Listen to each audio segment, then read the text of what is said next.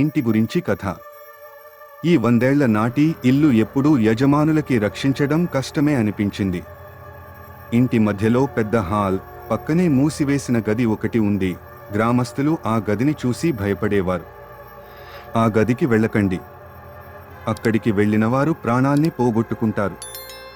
ఇప్పుడు రామకృష్ణ అనే కుటుంబ పెద్ద, అతని భార్య గిరిజ మరియు కుమార్తె స్వాతి ఈ ఇల్లు కొనుగోలు చేసి గ్రామంలోకి వచ్చారు.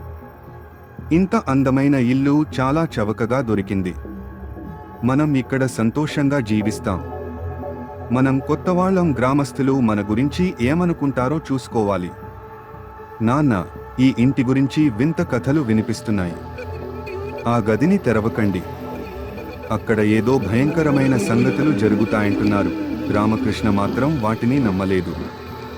ఇలాంటి మూఢనమ్మకాలు నాకు అసహ్యం అని గిరిజతో గట్టిగా చెప్పాడు. స్వాతి 16 ఏళ్ల యువతి, చాలా జిజ్ఞాసతో నిండిపోయి ఉంది. ఆ మూసివేసిన గది ఆమెకు మరింత ఆసక్తిని పెంచింది. ఆమె ఆ గదిని చుట్టూ తిరుగుతూ తాళాన్ని పరిశీలిస్తూ అర్థం చేసుకునే ప్రయత్నం చేస్తుంది. స్వాతి, ఆ గది దగ్గరికి వెళ్ళొద్దని గ్రామస్తులు చెప్పారు అని గిరిజ హెచ్చరించింది. అమ్మా, వాళ్ళు చెప్పేది మూఢనమ్మకమే. ఇది కేవలం ఒక మూసివేసిన గది మాత్రమే అని స్వాతి ఎదురు చెప్పింది. రాత్రిపూట స్వాతి ఆ గదిని దూరంగా నిలబడి గమనిస్తూ ఉంటుంది.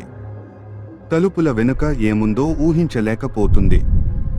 ఆ గది తలుపుల వెనుక నుంచి చిరుగాలి శబ్దాలు, గోడలపై చీమలు పాకుతున్న శబ్దాలు వినిపిస్తూ ఆమెకు భయం కలిగిస్తాయి.